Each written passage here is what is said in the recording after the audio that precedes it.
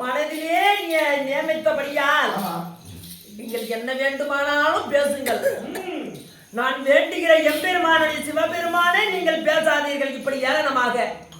ஆனால் நான் இன்னும் தவம் அது முடிவதற்கு 15 நாளிகை மட்டுமே இருக்கிறது இல்லையா? ஆனால் இந்த இருளானது விலகிவிட்டு பொழுது விடிந்து விட்டால் என்னுடைய தவமானது முடிந்துவிடும். 48 நாள் மண்டல பூஜையானது முடிந்துவிடும். அதனாலே சற்று பொறுத்திருங்கள், நான் இந்த பூஜையை முடித்து வருகிறேன் சாமி.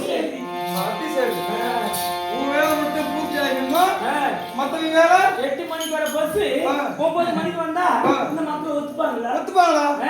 பண்ண மாட்டாங்க. ஆமா 8 மணிக்கு வர பஸ் 9 மணிக்கு வந்து பஸ் இந்த பரம் விட்டுட்டு இந்த பரம் எல்லாம் மறியல் போட மாட்டாங்களா? நடக்குமா இது? அதான் நடக்குமா? நம்ம ஒரு காலம் நடக்காது. நம்ம இப்ப வந்துக்கிறேன்னா இந்த பஸ் ஏறி ஆகணும். ஆமா கரெக்டான டைமுக்கு இந்த பஸ் வந்து ஆகணும். அல்ல இதுவரை உனக்கு கெஞ்சி அழைத்தேன். மனைவின்ற மரியாதை கொடுத்து கெஞ்சி அழைத்தேன். இதுக்கு நான் என்ன செய்ய போறேன்? மிஞ்சி அழைக்க போறேன். எத்தனை நாளைக்கு பொறுத்திருக்கு சொன்ன? எத்தனை நாள் என்னை பொறுத்திருக்கு சொன்னாய்?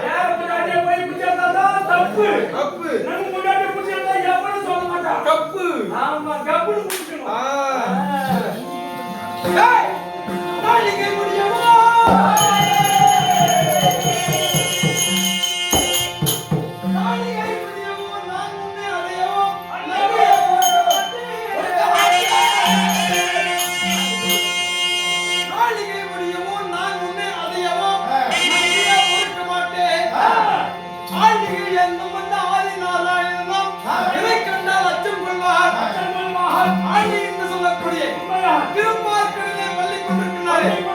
இந்த ஸ்ரீமந்த நாராயணன் இந்த அர்ஜுனன் வருகையை பார்த்தவுடனே பள்ளி கொண்டிருக்கின்ற பெருமானே இதை பார்த்தால் எழுந்து உட்கார்வார்.